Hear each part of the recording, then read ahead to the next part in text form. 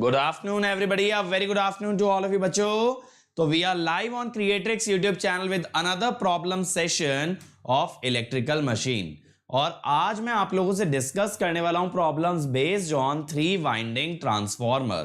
तो जिस ट्रांसफॉर्मर के अंदर प्राइमरी, सेकेंडरी, टर्शियरी इस तरह की तीनों वाइंडिंग प्रेजेंट होती हैं, तो उस पे बेस प्रॉब्लम्स को आप कैसे टैकल करते हो, ये चीज हम लोग देखेंगे इस पर्टिकुलर लेक्चर के अंदर। तो बेटा जल्दी से लाइक ठोक देंगे, अपनी अटेंडेंस मार्क कर देंगे और ज्यादा से ज्यादा बच्चों से शेयर कर देंगे ताकि सबको मालूम चल जाए कि अंकित सर लाइव आ चुके हैं। सब लोग मेरे साथ जुड़ जाएं। चलिए, so let me first start by introducing myself. My name is Ankit Goyal. I got AIR1 twice in GATE.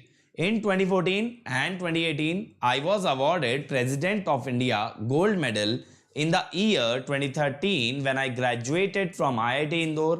Till date, I have taught more than 1 lakh students in the online and the offline classes. And guys, I am currently working as a director at an academy for GATE department. अब मेरे बारे में ये सारी बातें बहुत से बच्चे जानते हैं, लेकिन बेटा what matters the most is कि आप लोगों के साथ हमारी पूरी टीम प्रेजेंट है, आपको गाइड करने के लिए, मोटिवेट करने के लिए और आपके करियर में आपको आगे बढ़ाने के लिए। इसके लिए जितने इनिशिएटिव्स लगेंगे, we are ready to bring those initiative, we are ready to try as hard as we can to make you guys successful. इसके लिए हमारे इनिशिएटिव बेटा सिर्फ और सिर्फ YouTube तक रिस्ट्रिक्टेड नहीं है, ये और कहां पे मिलेंगे, ये मिलेंगे अनअकैडमी लर्निंग ऐप पे। तो अगर आप अनअकैडमी ऐप डाउनलोड करके इंस्टॉल करते हो तो आप हमारा कोई भी फ्री इनिशिएटिव देख सकते हो, बस उसे अनलॉक करना रहेगा using the code Ankit ESE। इसके अलावा देखो, ये मेरी सारी स्पेशल क्लासेस का अड्डा है bit.ly/अंकित ESE। यहां पे अगर आप जाओगे तो अपकमिंग के अंदर मेरी आगे आने वाली स्पेशल क्लासेस दिखेंगी और बच्चे जो हो चुकी हैं वो आपको अलग अलग फोल्डर्स में नजर आने वाली हैं। इसके अलावा स्पेशल में चल रहा है बेटा आपके लिए मास्टर ब्लास्टर प्रैक्टिस सीरीज, जहां 10,000 क्वेश्चन आपको प्रैक्टिस कराया जा रहा है बिफोर गेट एग्जाम। 10,000 क्वेश्चन करने के बाद गेट में क्वेश्चन ना बने, ऐसा होना प्रैक्टिकली इम्पॉसिबल है। ज्यादातर चांस है कि जो भी क्वेश्चन गेट में आएगा you must have already seen it. चलिए तो शुरू करते हैं यार आज का हमारा problem session about 3 winding transformer. तो आर यू गाइस रेडी? जल्दी से मुझे चैट में बता दो, क्या बच्चों आप लोग रेडी हो? आप लोग रेडी हो क्वेश्चंस को फेस करने के लिए? चलिए, first question, the ratio of number of turns per phase in primary, secondary and tertiary winding of a transformer is 10:2:1 with lagging current of 45 ampere at 0.8 power factor in the secondary, 50 ampere 0.71 power factor in the tertiary. Find primary current and power factor. चलो निकालो भाई, come on everybody. और देखो next week हमारे transformer का जो problem solving वाला part है वो ऑलमोस्ट ओवर हो चुका रहेगा, जिसके बाद हम आगे के चैप्टर्स पे प्रोसीड करेंगे। चलिए फटाफट से बना दीजिए यार।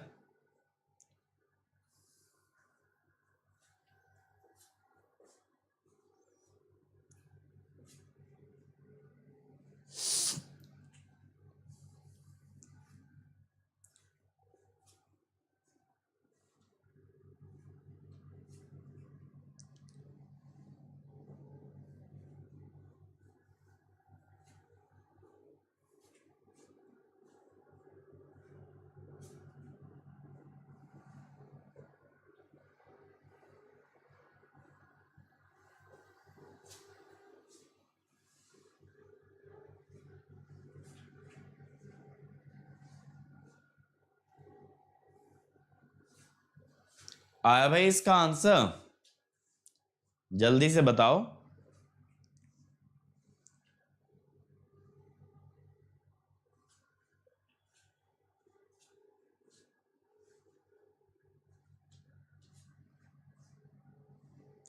ट्रांसफॉर्मर की वोल्टेज रेटिंग देखो, ये जो इंसुलेशन वाला फंडा है ना, ये ऐसा नहीं है वोल्टेज रेटिंग इंसुलेशन पे डिपेंड करती है, ये उल्टा है। इंसुलेशन वोल्टेज रेटिंग पे डिपेंड करता है, यानी जितने वोल्टेज का ट्रांसफॉर्मर बनाना है उस अनुसार आपको इंसुलेशन लगाना पड़ेगा। और ट्रांसफॉर्मर की जो वोल्टेज रेटिंग है वो नंबर ऑफ टर्न्स पे डिपेंड करेगी, फ्रीक्वेंसी पे डिपेंड करेगी, इन सब चीजों पे डिपेंड करती है। 4.44 FN फाई से निकालो ना। बट जितना वोल्टेज रेटिंग का ट्रांसफॉर्मर बनाओगे, सपोज 11 केवी का बनाया, तो उसके हिसाब से इंसुलेशन लगाओगे। चलो देखें यार, देखो ये 3 वाइंडिंग ट्रांसफॉर्मर है मेरे भाई, ध्यान से देखते जाना आप लोग। यहां पे एक प्राइमरी है और एक सेकेंडरी है, ठीक है, और एक तीसरी वाइंडिंग टर्शरी है, ठीक है ना। अब सेकेंडरी और टर्शरी में एक लोड लगा हुआ है जो करंट ड्रॉ कर रहा है, और इसने आपसे पूछा है भाई प्राइमरी का करंट और पावर फैक्टर बताओ। अब देखो ऐसे क्वेश्चन में सबसे पहला काम क्या करना, वोल्टेज को रेफरेंस मानना। वोल्टेज को हमेशा रेफरेंस मानना और करंट उसके रिस्पेक्ट में रहेगा, ठीक है। ये हुआ, वोल्टेज हमने 0 एंगल पे ले लिया भाई। अब इसके बाद बच्चों क्या होता है कि यहां पे जो करंट ड्रॉ करेगी primary winding that is IP, secondary जो डिलीवर करेगी दैट इज आईएस, टर्शरी जो डिलीवर करेगी दैट इज आईटी। अब आईएस कितना है, बोला है 45 एट एन एंगल -36.86, 0.8 लैगिंग है। आईटी कितना है, 0.71 को 707 मान लो ना, ये हो गया। अब आप यहां पे क्या कर दोगे बेटा, यहां पे आप कर दोगे एमएमएफ बैलेंसिंग। क्या कर दोगे, एमएमएफ बैलेंसिंग। एमएमएफ बैलेंसिंग के तहत आप क्या लिखेंगे कि sir NP IP is equal to NS IS. I naught तो है नहीं, आइडियल ट्रांसफॉर्मर हो गया एक तरह से, एनटी आईटी। तो IP is NS by NP यानी 2/10, 10:2 बोला है ना, इंटू 45 एंगल -36.86 प्लस 1/10 50 एंगल -45, ठीक है। तो ये हो गया 9.8 minus J.6 plus 5 1/√2 minus J/√2। अब यहां से देखो आपको कॉम्प्लेक्स नंबर की फॉर्म में करंट मिल जाएगा, रियल इमेजिनरी, ठीक है। हाँ, जब तक दिया नहीं है बेटा नो लोड करंट तब तक तो 0 ही मानोगे। 10.7355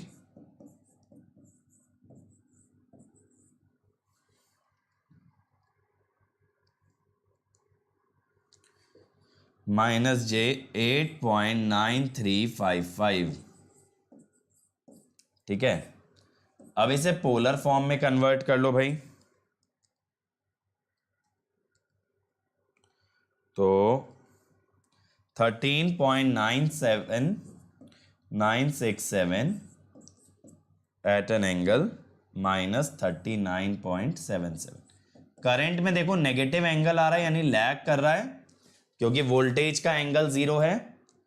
तो power factor is cos phi, कितना आएगा, cos 39.77 0.7686 लैगिंग। समझ में आया ना कैसे हमने किया है। मैंने आपको वाइंडिंग इसीलिए ड्रॉ करके दिखाई है ताकि आपको यह चीज समझ आ जाए कि हमेशा आप वोल्टेज को रेफरेंस लेके चलेंगे और उसके बेसिस पे करंट्स का एंगल आप इवेल्युएट करोगे। Next question, a star star delta transformer with primary and secondary voltage, primary secondary and tertiary होगा, 3 वोल्टेज दिए ना, and tertiary voltage of 11 kV 1 kV 400 volt has a magnetizing current of 3 ampere. There is a balance load of 600 kVA 0.8 lagging on secondary, balance load of 150 kilowatt on tertiary. Find primary and tertiary phase current if the primary power factor is 0.82 lagging. करो भाई।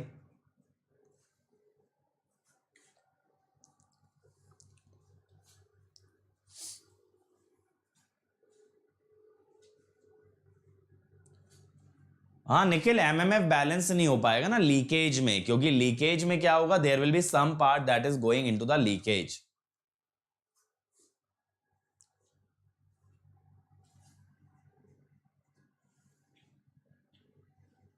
कोई बात नहीं साहू महाराज, आप जब अभी time लो question को समझने में, लेकिन जब क्या होगा ना, जब आप इसी टाइप का दोबारा कभी लाइफ में क्वेश्चन देखो तब जल्दी बनना चाहिए।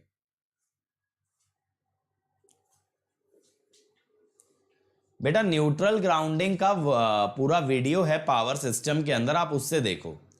ठीक है भाई प्लैंक जी, न्यूट्रल ग्राउंडिंग नाम का एक वीडियो है पावर सिस्टम फॉल्ट एनालिसिस में, वो आप देख सकते हो, डेडिकेटेड वीडियो बना हुआ है।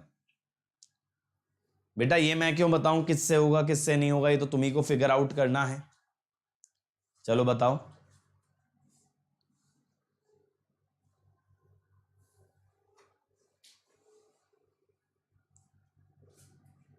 A star star delta transformer with primary secondary tertiary voltage given है, मैग्नेटाइजिंग करंट गिवन है, balance load on secondary winding and a balance load on tertiary. अब प्राइमरी और टर्शरी का करंट बताना है अगर प्राइमरी का पावर फैक्टर 0.82 लैगिंग है।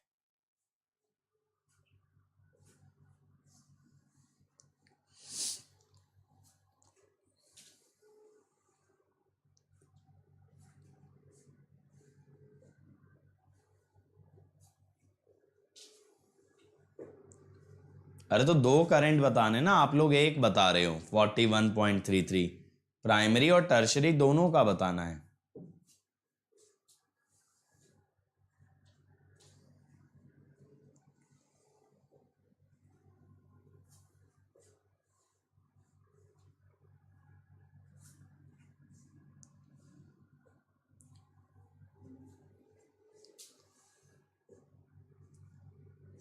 प्लैंक बेटा मैं आपको ऑलरेडी आंसर दे चुका हूं आपके पॉइंट का, please don't write it over and over again. मैंने बोला है पावर सिस्टम फॉल्ट के अंदर न्यूट्रल ग्राउंडिंग के बारे में पूरा वीडियो है, जाके वो देखिए एक बार। और कुछ चीजें बच्चे गूगल भी किया करो, अगर आपको जैसे न्यूट्रल फेज में दिक्कत आ रही है, न्यूट्रल फेज क्या होता है, एक बार गूगल पे डालो व्हाट इज न्यूट्रल फेज, बहुत सारे एग्जाम्पल्स मिल जाएंगे। ठीक है, तो थोड़ा बहुत यार, अब तो आप लोग इंजीनियर्स हो यार, इंजीनियरिंग कर रहे हो या कर चुके हो, थोड़ा इतना तो कर ही सकते हो। चलो देखें, देखो यार यहां पे सबसे पहली चीज जो आपको ध्यान देनी है, power factor of tertiary is not given, ये बात तो मानते। प्राइमरी का गिवन है लेकिन टर्शरी का गिवन नहीं है, उसकी बस रियल पावर गिवन है। तो सबसे पहले मैं कहता हूं balance real power, real power को पहले बैलेंस कर लेते हैं यार। क्या होगा, √3 इंटू 11,000 इंटू IP इंटू 0.8, ये हो गई प्राइमरी की रियल पावर। अब सेकेंडरी कितना रियल पावर ले रही है, सेकेंडरी ले रही है 600 इंटू 10⁻³ इंटू 0.8, ये सेकेंडरी की रियल पावर हुई। और टर्शरी ले रही है 150 इंटू 10⁻³ 10⁻³ काट लो यार, ये हुआ 480, 630 बाई √3 इंटू 11 इंटू 0.8। ठीक है, ये हमें पता लगाना है कितना आएगा,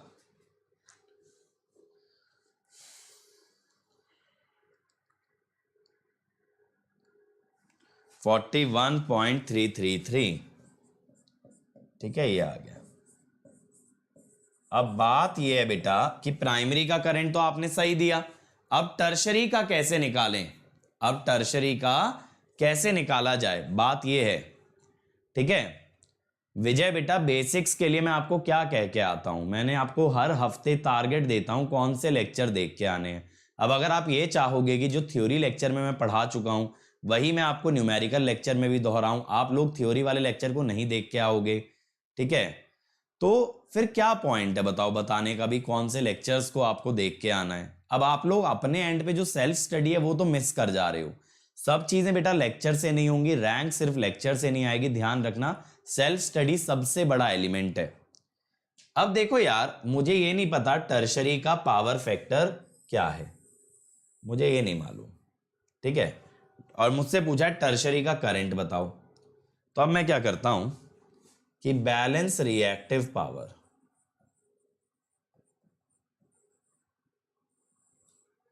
अब देखो बैलेंस रिएक्टिव पावर कैसे करोगे, √3 × 11 × IP × साइन कॉस इनवर्स 0.82।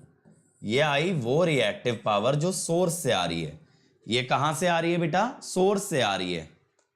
अब इसके अंदर कुछ पावर आपकी चली जाएगी मैग्नेटाइजिंग करंट में, किलो में लेके चल रहा हूं, ठीक है, किलो में लेके चल रहा हूं। तो ये चली गई आपकी किस में, ये चली गई आपकी मैग्नेटाइजिंग करंट में। मैग्नेटाइजिंग करंट सिर्फ और सिर्फ रिएक्टिव पावर लेता है, ठीक है। प्लस 600 kVA 0.8 लैगिंग से 600 × 0.6, ये आ गई आपके पास S sin phi हो गया। ये क्या हो गया देखो, S sin phi। और Q टर्शरी मुझे नहीं पता, ठीक है। अब मैं यहां से निकालने की कोशिश करता हूं Q tertiary, √3 × 11 × 41.333 × sine cos inverse 0.82 minus √3 × 11 × 3 minus 360, 33.578, ये आ गया kVAR। अब S टर्शरी क्या होगा भाई, √P tertiary square plus Q tertiary square, ठीक है, √P टर्शरी है 150 प्लस 33.578 स्क्वायर, 153.712 kVA, ये आ गया। तो यहां से I टर्शरी निकलेगा, I tertiary is S tertiary by √3 V tertiary divided by √3 divided by tertiary का वोल्टेज कितना है 400, 221.86 एम्पियर। लो जी, बन गया। समझ में आया, समझ में आया। चलो जी आगे चलते हैं। अगला देखो भाई, बैलेंस रिएक्टिव पावर बिल्कुल समझ नहीं आया। क्या नहीं समझ आया, √3 VI sin phi, ये हो गई reactive power from the source. ये है रिएक्टिव पावर जो सोर्स से आई। ये जो रिएक्टिव पावर मैग्नेटाइजिंग करंट में गई, ये रिएक्टिव पावर जो सेकेंडरी में गई, और ये जो रिएक्टिव पावर टर्शरी में गई। मैंने बोला जो सोर्स से आई वो 3 जगह जाएगी, मैग्नेटाइजिंग करंट में, सेकेंडरी में और टर्शरी में, ठीक है। ये 3 जगह जाएगी। ये बात क्लियर हो गई। चलो आगे चलते हैं। अब साहू साहब कह रहे हैं कि सर लेक्चर इतने बड़े हैं कैसे देख पाएंगे, जो आपके कॉम्प्रिहेंसिव कोर्स के लेक्चर हैं। तो बेटा फिर तो हमें कॉम्प्रिहेंसिव पढ़ाना छोड़ देना चाहिए, क्योंकि बच्चे देख तो पाएंगे नहीं। और छोटी सी बात है बच्चे, एक छोटी सी बात सोचो, अगर आप मेहनत नहीं करोगे, अगर आप पढ़ोगे नहीं कोई कॉन्सेप्ट, तो रैंक कैसे एक्सपेक्ट कर रहे हो। मशीन्स क्या कोई ऐसा सब्जेक्ट है कि डायरेक्टली उसके सवाल लगाओगे आंसर भी आ जाएगा, ठीक है, और फिर आपकी रैंक भी आ जाएगी? ऐसा कैसे हो सकता है?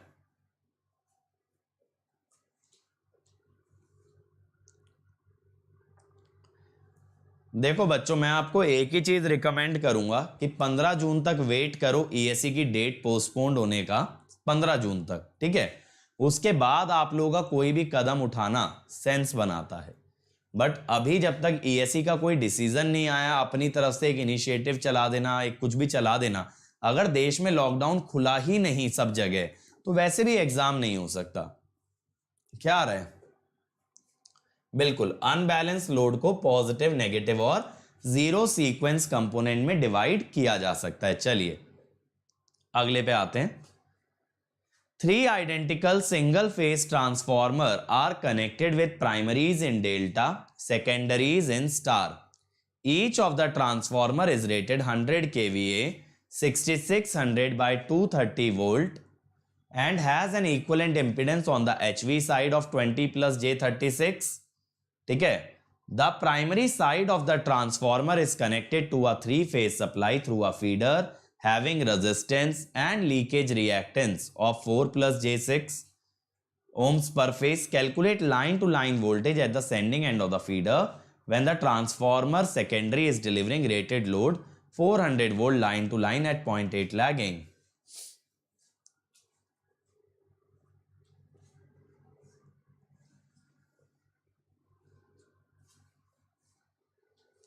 मशीन का लेक्चर इस बार करवाओगे बेटा? मशीन की पूरी प्लेलिस्ट पड़ी तो है, 117 थ्योरी वीडियोस हैं, अब उसमें न्यूमेरिकल और ऐड हो रहे हैं, तो मशीन दोबारा भी पढ़ाऊंगा तो तुमको क्या उसमें मैं दूंगा बताओ?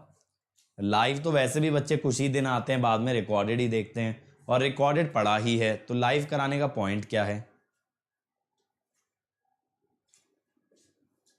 बेटा मैं तो आयुष लाइन करंट निकाला हूं ना, डेल्टा हो या स्टार हो क्या फर्क पड़ता है? अच्छा फेज करंट पूछा है, तो ये कर लेंगे। लो सही बोला आयुष ने, फेज करंट पूछा था तो इसको इससे डिवाइड भी कर देना, मैं लाइन करंट निकाल दिया था। ठीक है, चलो थैंक यू आयुष बेटा। प्राइमरी तो स्टार था ना, ठीक है चलो।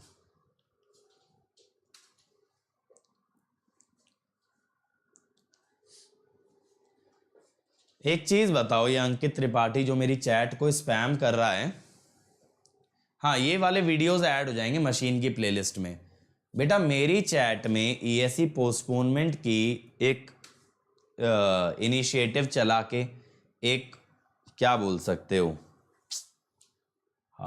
कैंपेन चला के, ईएससी वाले थोड़ी ना मेरा चैट बॉक्स देख रहे हैं जो पोस्टपोन कर देंगे। बताओ ये कैसे हो सकता है पॉसिबल? सोचने वाली बात है। मेरे चैट बॉक्स में लिखने से क्या होगा?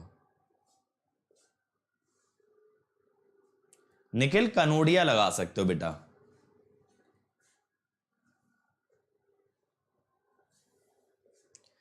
पवन बेटा यूटिलाइजेशन ऑफ इलेक्ट्रिकल एनर्जी इस चैनल पे राहुल सर ने पढ़ाया हुआ है, आप देख सकते हो। ठीक है, सर्च कर लो क्रिएट्रिक्स यूटिलाइजेशन, आपको मिल जाएगी प्लेलिस्ट। चलो ये वाला करो यार ट्राई। कनेक्शन समझ आया क्या?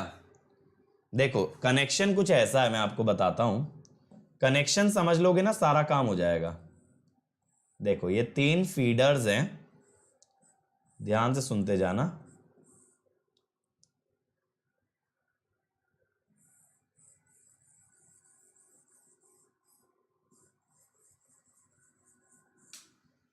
ये ट्रांसफॉर्मर की प्राइमरी आ गई स्टार में बेटा, और इन्हें सप्लाई मिल रही है ना फीडर्स को, तो ये ट्रांसफॉर्मर की प्राइमरी तक पावर लेके जा रहे हैं। अब सेकेंडरी स्टार में है,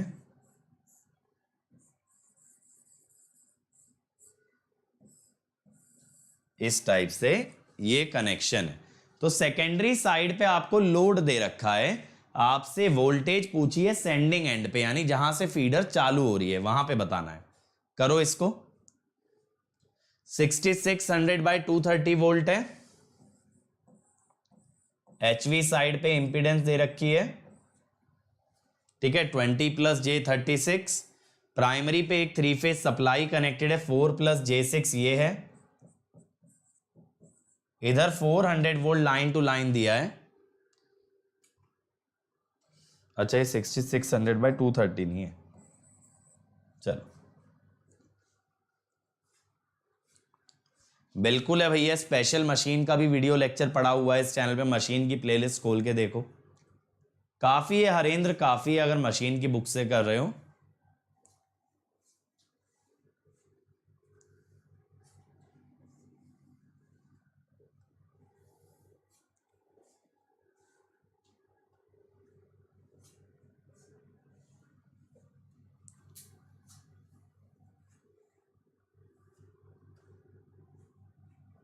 थैंक यू आचार्य बेटा, थैंक यू। चलो यार जल्दी से बना दो अब इसको, अब टाइम वेस्ट ना करो, फटाफट से बना दो आप लोग।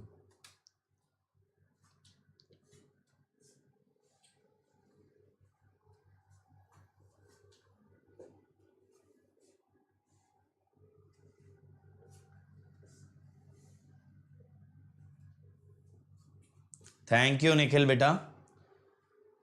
अब ये क्वेश्चन का आंसर भी दो भाई, कि आज एक ही क्वेश्चन पे अटकाए रखोगे। चलो मैं ही कराता हूं। देखो इसने ये बोला, ये जो 3 फेज ट्रांसफॉर्मर बना है ये 3 ट्रांसफॉर्मर के कॉम्बिनेशन से बना है। 3 phase transformer has been made by joining 3 single phase transformer।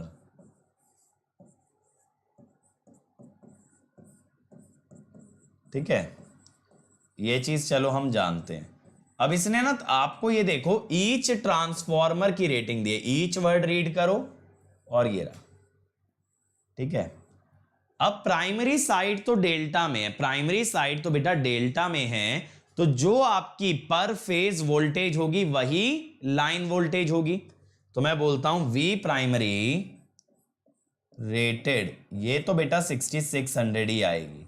Delta में हर वाइंडिंग की जो वोल्टेज होती है वही लाइन वोल्टेज है, लेकिन सेकेंडरी में अगर हर वाइंडिंग की, हर ट्रांसफॉर्मर की वोल्टेज 230 है तो लाइन टू लाइन क्या होगी 230√3। 230√3, ध्यान से सुनते चलना भाई, AMA सेशन ना बनाओ इसे। तो ऑलमोस्ट 400 वोल्ट, 398.3 आ रहा है, ऑलमोस्ट 400 वोल्ट। ठीक है, अब बेटा बात यह है कि सेकेंडरी साइड पे लोड लगा है 400 volt line to line at 0.8 lagging, और रेटेड लोड है। अगर मेरे बच्चे हर ट्रांसफॉर्मर की रेटिंग 100 kVA है, ऐसे 3 ट्रांसफॉर्मर जोड़ूंगा तो कितनी रेटिंग आएगी?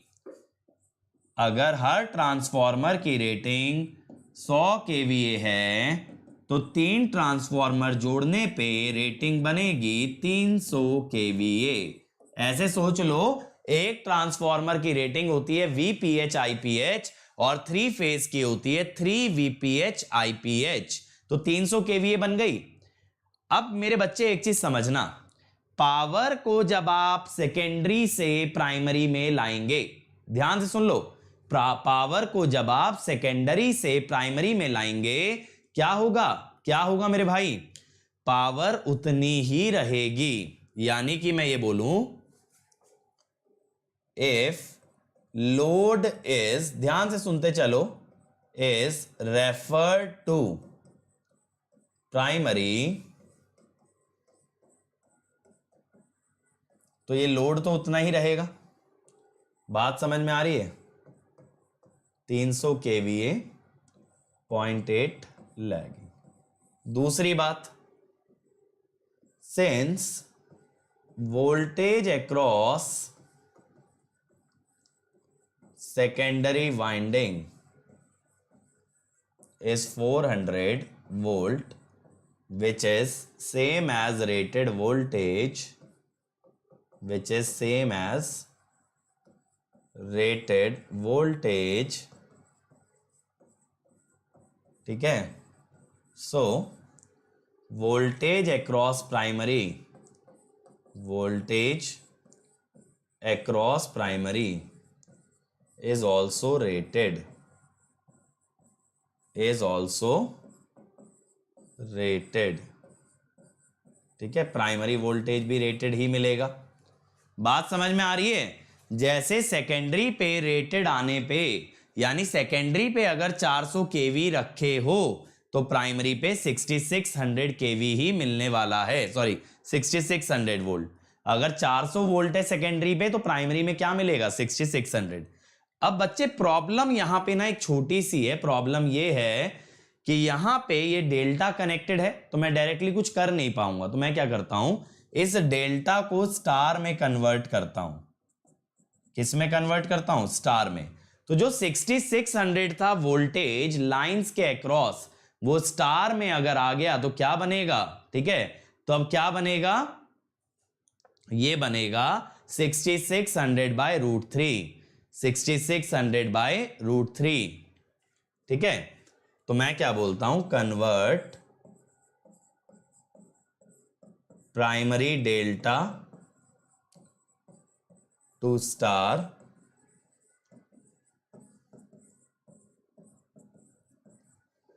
तो VPH क्या हो गया, 6600/√3।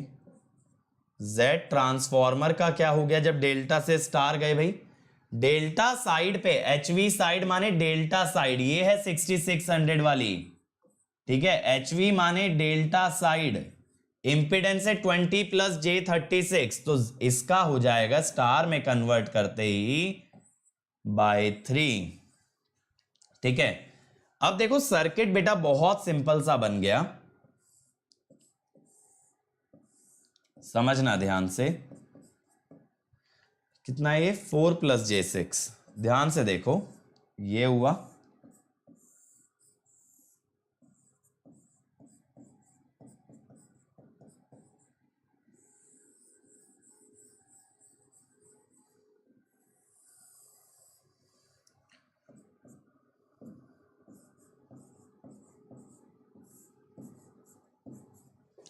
अब मुझे ना यहां पे करंट चाहिए आईपी। आईपी कैसे निकालोगे, आपको ये मालूम है कि पावर कितनी है, 300 kVA, आपको मालूम है पावर कितनी है, रेटेड लोड है 300 kVA, 300 kVA /√3, किलो से किलो काटने के लिए ना ये 6.6 ले लो, 0.8 मत ले बैठना भाई, अब 0.8 मत ले लेना, क्योंकि केवीए में है,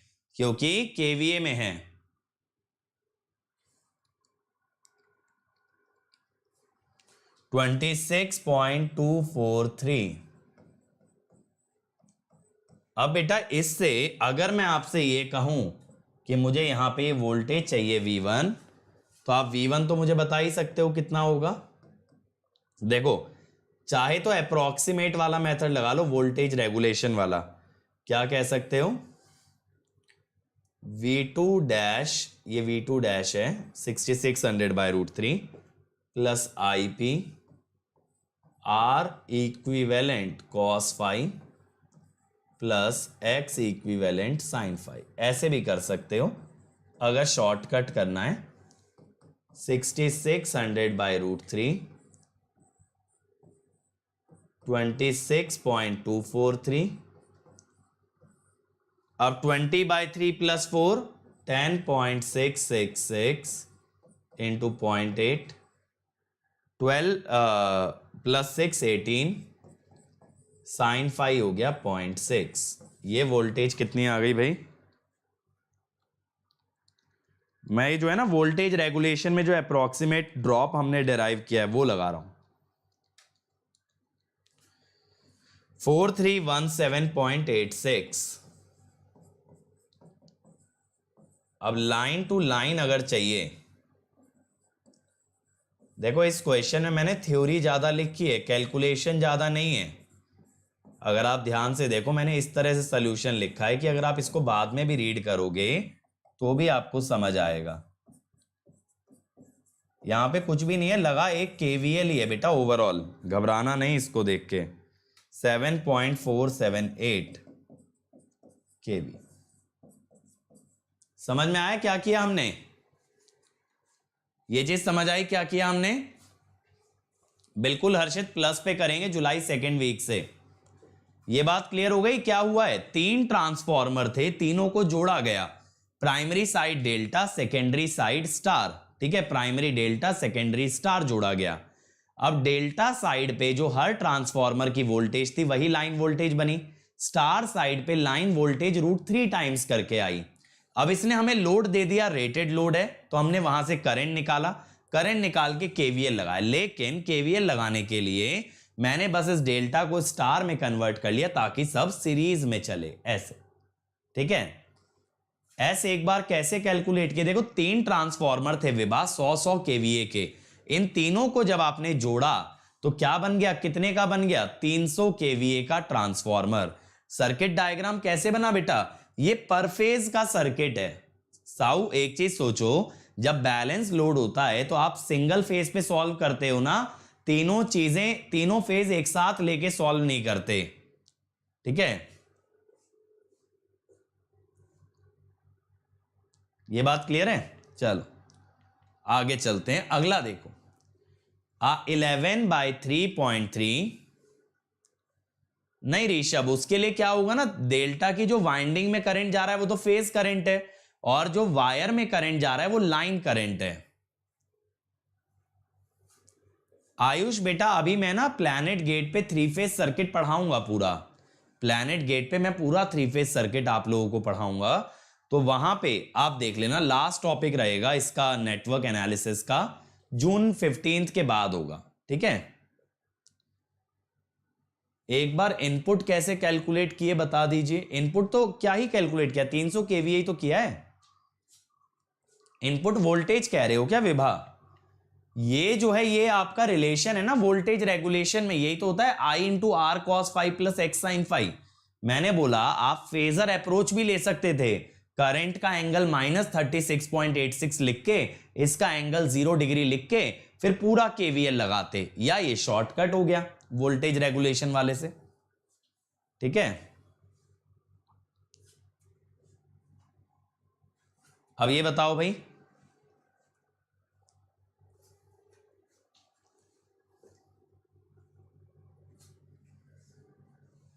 कर सकते हो पीयू में?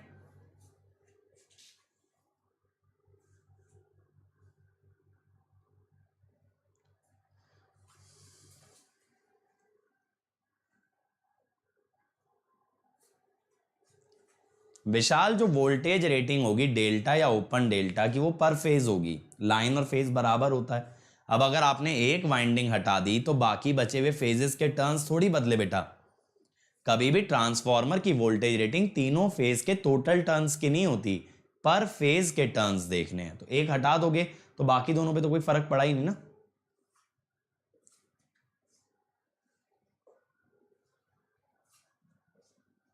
गिवन तो लाइन करंट रहता है, तो स्टार कनेक्शन में √3 इंटू फेज वोल्टेज को लाइन करंट क्यों? अरे √3 इंटू फेज वोल्टेज को लाइन वोल्टेज बोला है, √3 इंटू वीपीएच को लाइन करंट क्यों बोलेंगे भाई? वोल्टेज से करंट थोड़ी आ जाएंगे।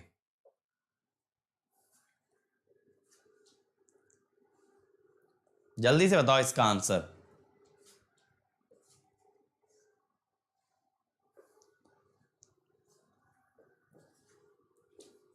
और इसके नेक्स्ट सेशन में ऑटो ट्रांसफॉर्मर के क्वेश्चन कराऊंगा, फटाफट उसके फॉर्मूले रिवाइज करके आ जाना।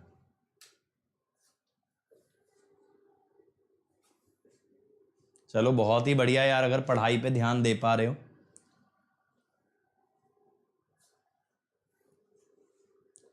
करें इसको, देखो कितना इजी है। यहां पे कर लो बैलेंस रियल पावर। मैं रियल पावर पे क्यों बैलेंसिंग लगा रहा हूं ना, क्योंकि मैग्नेटाइजिंग करंट भी है। अब मैग्नेटाइजिंग करंट तो रिएक्टिव पावर लेता है, तो मेरे को उसका कंपोनेंट लेना नहीं पड़ेगा रियल पावर बैलेंसिंग में। तो देखो मैं क्या कहता हूं, √3 into 11 KV IP cos 5P primary का power factor is equal to secondary का load S secondary cos 5 secondary plus, ये देखो ये रियल पावर ही दे रखी है डायरेक्टली 170। ये क्या है, ये है P टर्शरी। ध्यान देना सब चीजें किलो में चल रही हैं, ठीक है। प्राइमरी स्टार है तो फेज और लाइन करंट सेम आएगा, 200 into 0.8 plus 170 by √3 into 11 into 0.9, 160 330 19.245 ampere. देखो कितना इजी था बेटा। ये पावर बैलेंसिंग बहुत अच्छे से ध्यान रखेंगे। पावर बैलेंसिंग आप रियल में अलग से लगा सकते हो और रिएक्टिव में अलग से लगा सकते हो, ठीक है। चल अगला ट्राई करो। A 50 hertz 3 winding transformer can be constructed as an ideal transformer. The primary is rated 2400 volt and has 300 turns. Secondary is rated 240 volt 400 kVA and supplies full load at UPF. The tertiary is rated 600 volt 200 kVA, supplies full load at 0.6 lagging. Determine primary current. Harendra primary side star थी ना, star थी तो क्या है, line और face same है। Ashutosh real power balance कर रहे हो 170, जब खुद ही रियल पावर है तो उसमें पावर फैक्टर क्यों लोगे? पावर रियल पावर क्या होती है, एस कॉस फाई, और वहां पी और फाई दे रखा है तो पी को तो पी लिखोगे और पी कॉस फाई थोड़ी करोगे। बिल्कुल बेटा, ये काफी, अगर आप आईएएस ऑप्शनल देते हो या एसएससी देते हो या पीएसयू देते हो, गेट देते हो, ईएससी देते हो, सब में ये काम आ जाएगा। निखिल बेटा, यहां पे हम लोग तगड़े लेवल के क्वेश्चन लगा रहे हैं मशीन में, उससे ऊपर लेवल का न्यूमेरिकल नहीं पूछा जाएगा। अब आप जज कर लो ये कहां काम आएगा, ठीक है। मैं सिर्फ अच्छे क्वेश्चंस आपको मशीन के लगवा रहा हूं। मशीन्स की थ्योरी हमने लास्ट ईयर अपलोड कर दी थी, तो इस ईयर उसको क्वेश्चन डाल के मैं सीरीज को कंप्लीट कर रहा हूं। चल, कम ऑन एवरीवन।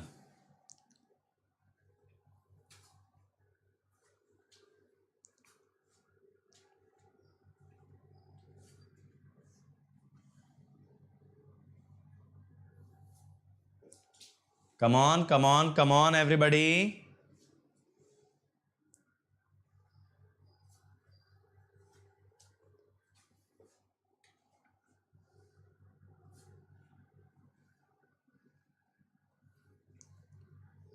फटाफट से आंसर दो यार।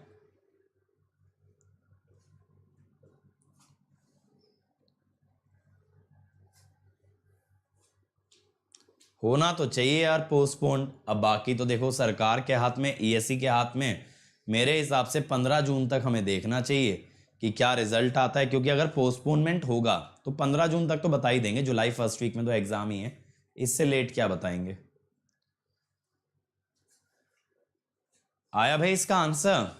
चलो मैं बताता हूं, इजी है। देखो, एज्यूम,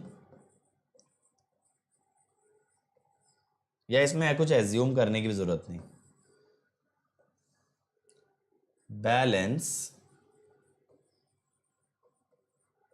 कॉम्प्लेक्स और apparent power on both sides. Ideal transformer है ना, तो कोई लॉस तो है नहीं, ना रियल पावर का ना रिएक्टिव पावर का। तो देखो मैं क्या करता हूं, प्राइमरी है 2400 वोल्ट की,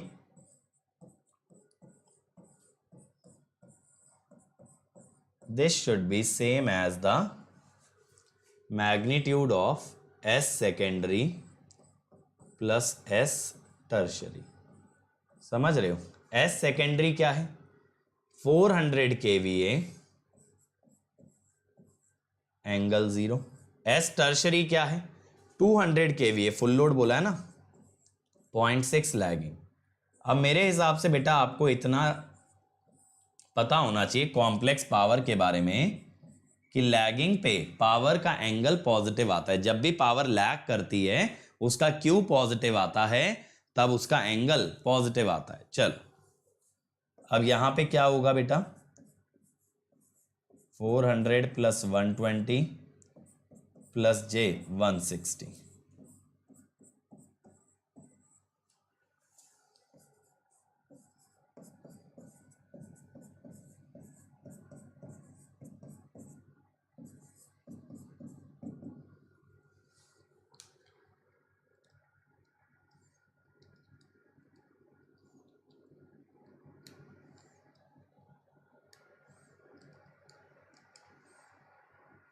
वन 130.88 ये बन रहा है, ठीक है, यही आ रहा है 130.88। जल्दी से बताओ, जल्दी से बताओ, यही आ रहा है भाई सबका। चलो अगले पे चलते हैं। A single phase 50 hertz 3 winding transformer is rated 2200 volt on HV with a total of 250 turns. Of the two secondary windings, each can handle 200 kVA. One is rated 550 and the other at 220.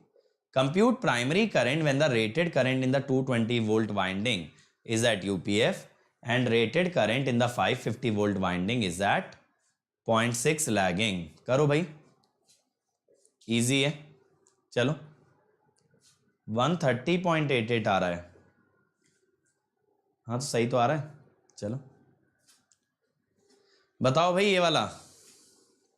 आज आप लोग जो है ना इधर उधर distracted ज्यादा हो, क्वेश्चंस पे फोकस नहीं है आप लोग का. आज मैं ये देख रहा हूं डिस्ट्रैक्शन बहुत ज्यादा आज आप लोग में.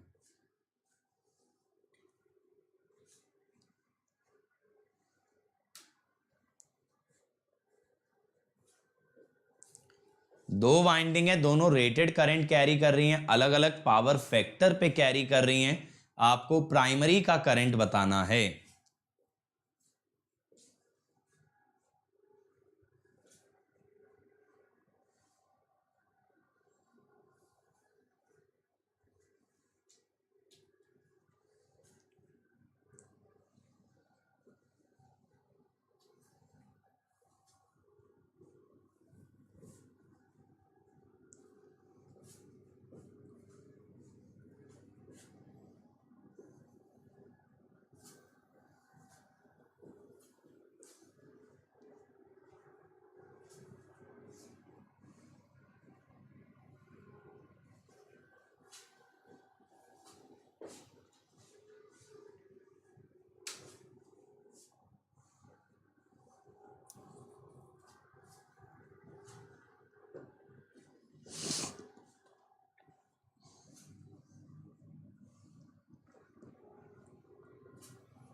तो आंसर बताओ अवधेश, अगर मजे आ रहे हैं. यार इसका इतनी देर में तो आ जाना चाहिए था आंसर. अगेन देखो सेम चीज करो. बैलेंस एपरेंट, पिछले क्वेश्चन की तरह ही बन जाएगा. Balance apparent power. तो क्या करना पड़ेगा? √3 into 2200 into IP will be equal to mod of S secondary plus S tertiary. अब पहली winding 200 kVA unity power factor पे ले रही है और दूसरी भी 200 kVA ले रही है लेकिन 0.6 लैगिंग पे.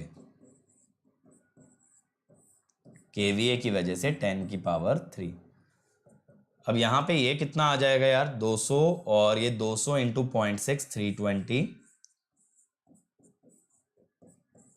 Plus J 160. तो 160 √3 हो जाएगा ये, नहीं √5 हो जाएगा, सॉरी.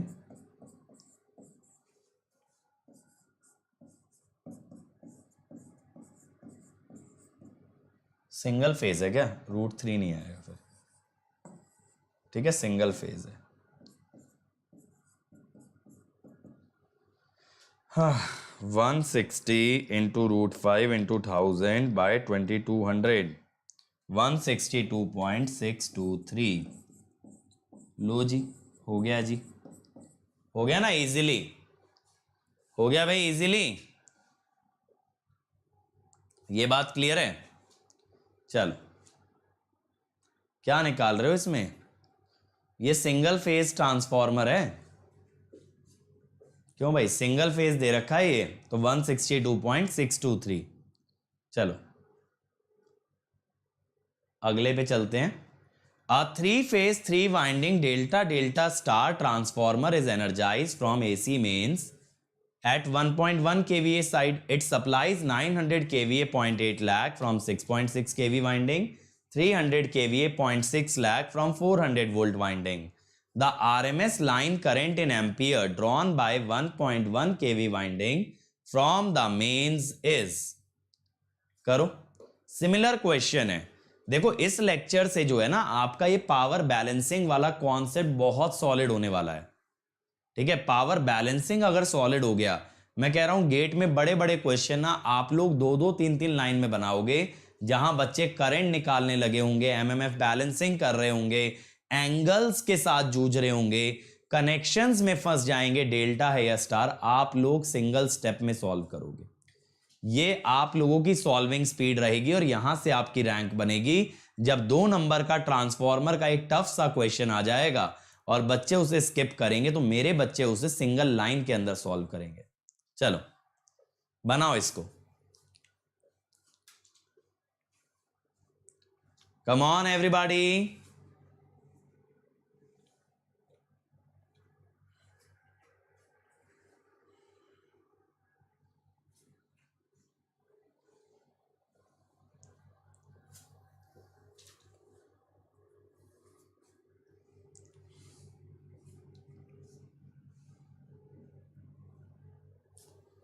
आइडियल ट्रांसफॉर्मर में पावर बैलेंसिंग चल जाती है, चल तो प्रैक्टिकल में भी जाती है राहुल, अगर आपको याद हो मैंने इक्विवेलेंट सर्किट में भी पावर बैलेंसिंग लगवाई थी, बट उसमें क्या होता है, output power plus losses is equal to input power. तो वहां जो सीरीज या शंट वाले एलिमेंट है उनका रियल रिएक्टिव पावर आपको कंसीडर करना पड़ता है इक्विवेलेंट सर्किट में, है ना। तो आप रिएक्टिव पावर ऑफ इनपुट निकाल सकते हो, reactive power of load plus reactive power consumed by transformer, इस टाइप से। बहुत ही बढ़िया, शुभम का आंसर एकदम सही है, use balancing of apparent power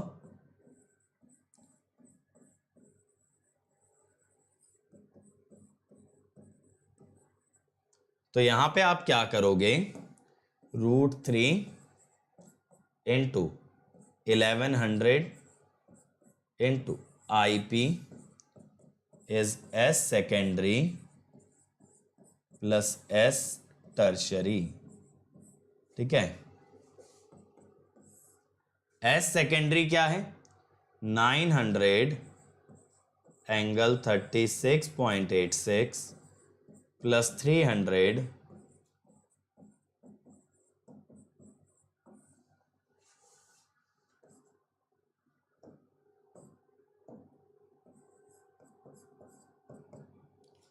तो 900 इंटू 0.8 कितना आएगा, 720 plus J540 plus 180 plus J240।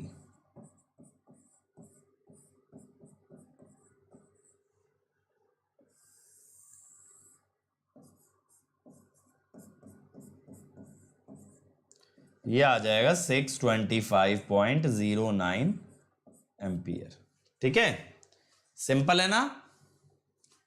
Angle कैसे लिखा आपने बेटा, पावर फैक्टर से 0.8 का मतलब होता है 36.86 और 0.6 का मतलब होता है 53.13। लैगिंग है इसीलिए पॉजिटिव लिखा, क्योंकि रिएक्टिव पावर पॉजिटिव होती है। देखो यार, अगर सिर्फ मुझे करंट निकालना है साऊ, एक चीज समझना, अगर सिर्फ मुझे करंट निकालना है तो मैं एपरेंट पावर को बैलेंस कर देंगे, एपरेंट पावर को बैलेंस करके मैं डायरेक्टली कर दूंगा। लेकिन जिन क्वेश्चन में मैंने रियल पावर लिया वहां मुझे प्राइमरी का पावर फैक्टर भी गिवन था, तो मैंने क्या किया, VI cos Y से कर लिया। यहां ना मुझे प्राइमरी का पावर फैक्टर पता ना ही करंट पता, तो मैंने टोटल पावर को बैलेंस कर दिया। अगला देखो भाई, Why is tertiary winding use, बताइए ट्रांसफॉर्मर के अंदर टर्शियरी वाइंडिंग यूज क्यों होती है। और देखो साऊ यार, मैं पर्सनली ना MMF बैलेंसिंग में बहुत ज्यादा बिलीव नहीं करता हूं अनलेस की डायरेक्टली करंट्स गिवन हो सेकेंडरी टर्शियरी के। देखो अब क्या हो सकता है, यहां आपने देखा 3-4 तरह के क्वेश्चन बन सकते हैं। पहला, सेकेंडरी और टर्शियरी के करंट गिवन है, प्राइमरी का निकालना है, तो MMF बैलेंसिंग लगा लिया। सेकेंडरी टर्शियरी की पावर गिवन है, प्राइमरी का करंट निकालना है, मैंने पावर बैलेंसिंग लगा दिया, एपरेंट पावर को बैलेंस कर दिया। सेकेंडरी टर्शियरी की पावर भी गिवन है और प्राइमरी का पावर फैक्टर भी गिवन है, तो मैंने रियल पावर से कर लिया। क्या बोला है भाई, to make the circuit stable, हाँ ये न्यूट्रल स्टेबिलिटी के काम में आता है, न्यूट्रल स्टेबिलिटी के काम में आता है स्टार स्टार कनेक्शन में। 3 फेज में आप पढ़ते हो, स्टार स्टार में न्यूट्रल को स्टेबल करने के काम में आता है। To provide voltage supply to substation, ये भी बात सही है। टू कनेक्ट स्टैटिक कैपेसिटेंस, तो आंसर डी आ गया ना बेटा, इसके अंदर सारे ऑप्शन एक साथ हैं तो डी आ जाएगा, ठीक है। चलो, tertiary winding allows the flow of, कौन से हार्मोनिक को अलाउ करता है भाई? कौन से हार्मोनिक को टर्शरी वाइंडिंग अलाउ करता है? जल्दी से बताओ, इजी है। क्या आएगा? Third harmonic. थर्ड हार्मोनिक को अलाउ करके क्या करता है?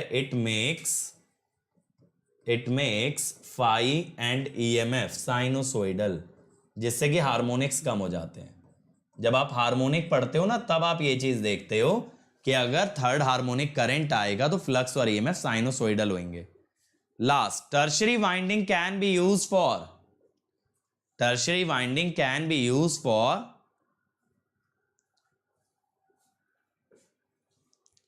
जल्दी बताओ किस चीज में यूज कर सकते हो टर्शरी वाइंडिंग को? जल्दी से बोलो भाई, इजी क्वेश्चन है ये वाला। Yes, the answer will be D. Open circuit test में इसके अक्रॉस वोल्टमीटर लगा के वोल्टेज नाप सकते हो। चलो बेटा, तो ये सेशन यहीं तक रहेगा। 5 बजे मिलेंगे ऑटो ट्रांसफॉर्मर के लिए बेटा। और हमारा नया बैच आ रहा है बच्चे 9 जून से। इसके अंदर मैं जुलाई में स्टार्ट करने वाला हूं मशीन, तो जल्दी से अनअकैडमी ज्वाइन कर लो। और ज्वाइन करते वक्त कोड आप जानते हो, अंकित ESE। और बेटा अब 13 जून को अगले संडे 11 बजे होगा कॉम्बैट। इसमें आप लोग एनरोल कर लेंगे using the code Ankit ESE। Ankit ESE लगा के एनरोल कर लो जल्दी से। अगले हफ्ते अपनी तैयारी का एक अग्नि परीक्षा देनी होगी इन केस ऑफ कॉम्बैट। और अंकित ESE कोड से बेटा आपका 1 ईयर फीस क्या होगा? 27,225, 18 मंथ्स 34,650, 2 इयर्स 39,600। तो बेटा 2 इयर्स के लिए जाना, पर मंथ फीस मिनिमम है। इसे इंस्टॉलमेंट में दे सकते हो ऑन योर डेबिट कार्ड। इसके अलावा आप अनअकैडमी से एजुकेशन लोन पे भी ले सकते हो। ठीक है, अब अंकित ESE के साथ बेटा आपका 1 ईयर आइकॉनिक फीस कितना होगा? 45,225, 2 ईयर 66,600। अगेन बेटा better go for 2 years. PDF बेटा आज शाम को मिल जाएगी, शनिवार इतवार दोनों दिन की। और सचिन PSU के लिए अब तक कम से कम हम 5 से 6 बैच लॉन्च कर चुके हैं on YouTube and special classes. अब ऐसी कोई सीरीज नहीं आएगी जिसमें PSU की पूरी तैयारी कराई जाए, क्योंकि YouTube पे ऐसी सीरीज ऑलरेडी पड़ी है, उसको रिकॉर्डेड देखो। ठीक है, और ये मेरा अनअकैडमी प्रोफाइल है भाई, यहां पे आप मेरे से चैट कर सकते हो। और मेरे सभी लेक्चर्स की PDF आपको मेरे टेलीग्राम चैनल पे मिलती है। ये लिंक आप अपने ब्राउजर में डालना t.me/gateair1, सीधा मेरा चैनल ओपन होगा, वहां पे आपको मिल जाएंगी PDF। Thank you everybody. Like share subscribe करेंगे और इसके अलावा कमेंट जरूर करेंगे वीडियो कैसा लगा। 5 बजे मिलेंगे with auto transformer. Thank you.